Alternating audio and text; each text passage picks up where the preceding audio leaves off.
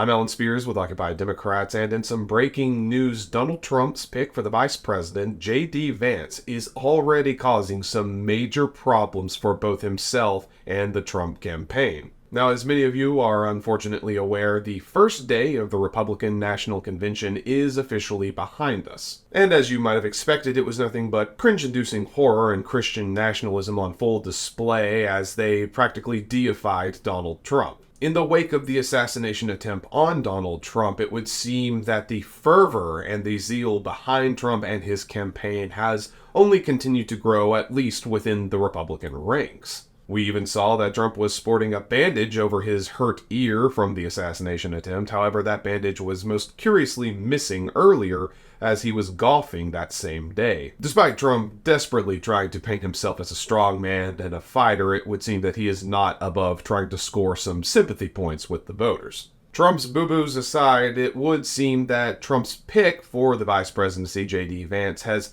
caused a stir, to say the least, among Republicans and the far right. Vance has said some truly horrible and concerning things, especially with regards to women's health and women's rights, and frankly numerous other topics, but it would seem that that has only endeared him further to the Republicans and Donald Trump's base. And while it was expected that regardless of who Trump tapped as the VP, they would have the benefit of the doubt and a bit of good graces or a good start from the MAGA base, JD Vance is already putting that to the test. Now, while Vance has already had a bit of a sketchy past and has said a number of different things that should be concerning to pretty much anyone, one of the things that stood out was a conversation he shared with a former roommate about his thoughts on Donald Trump. Now, we're going to be discussing that and taking a look at a clip regarding Vance's previous discussions on Trump in just a moment, but first, I want to address your attention towards how the Trump campaign seems to be responding to these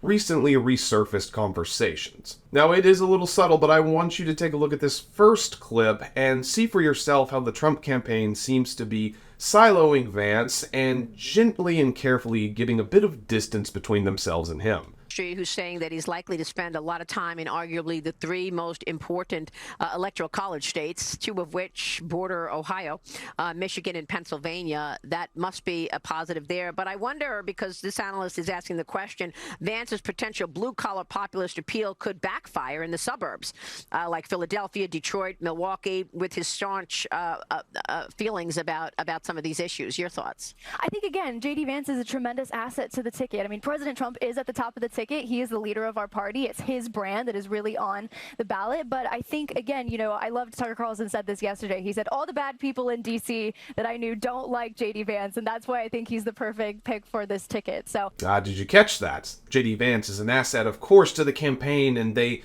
love and adore him, I'm sure, but they're going to be sending him to those select states to work while the rest of the campaign focuses more on Trump. And did you notice how she kind of ran cover there that, oh, it's Trump's name, it's the Trump brand that's on the ticket and that appeals to voters. JD Vance is great, sure, but no, it's really Trump that the voters are turning out for. And I mean, she's not wrong. It is Donald Trump that seems to be the star of the show and the reason the Republicans have utterly torched their party in service to him. Now, you might be asking, why is Trump already distancing himself from his VP pick when he just announced it a day ago? And that is what we are here to watch and discuss right now. So it should be noted that JD Vance was not always a very big fan of Donald Trump, and in a bit of a surprising turn was actually more aligned with us here on the left on his thoughts about who Donald Trump was and what he would do to this country. But it would seem that Vance does have a price and that he ultimately was bought out for his soul,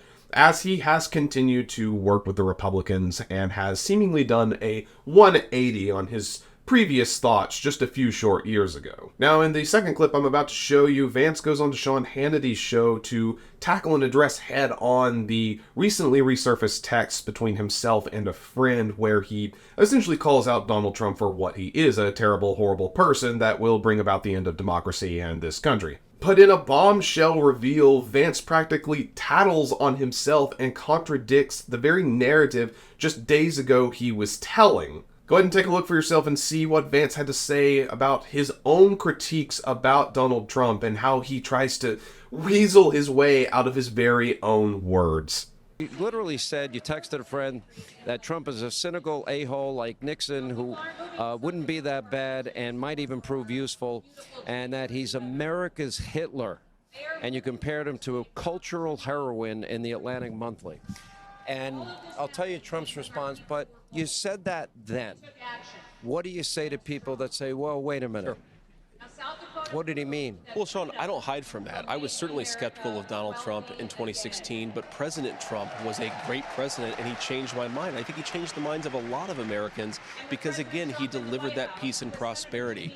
If you go back to what I thought in 2016, another thing that was going on, Sean, is I bought into the media's lies and distortions. I bought into this idea that somehow he was going to be so different, a terrible threat to democracy. It was a joke. Joe Biden is the one who's trying to throw his political opposition in jail. I gotta say, Vance, the real joke is your political career and your willingness to torch everything around you to kiss Donald Trump's ass. Yes, in the far distant year of just 2016, JD Vance was actually seemingly more aligned with people like us on the left, that he thought accurately Donald Trump was a threat to democracy and was America's Hitler, and frankly, I think that is a very apt analysis. It would seem, however, that having a spine does not get you far in the Republican Party, however, and that along the way, Vance has come to change his tune to try to fall into line and join the ranks of his fellow Republicans, and it does seem like it has ultimately paid off for him.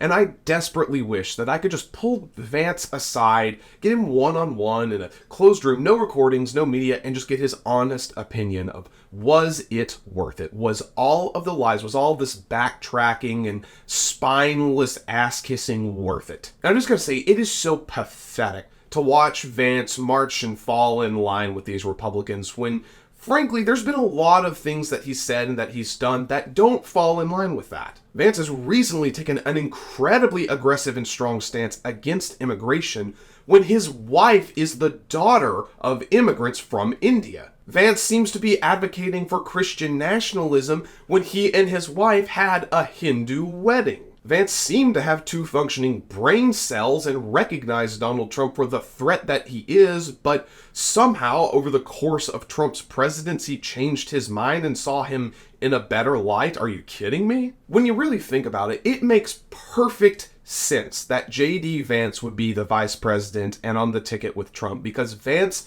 is the embodiment of Republican hypocrisy.